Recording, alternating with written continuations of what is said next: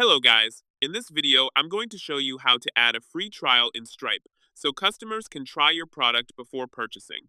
It's a very simple and straightforward process. First, log into your Stripe dashboard.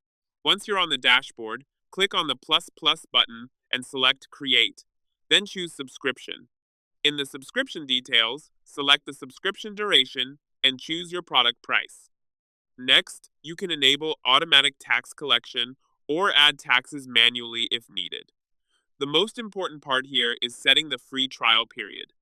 For example, you can add 14 free trial days.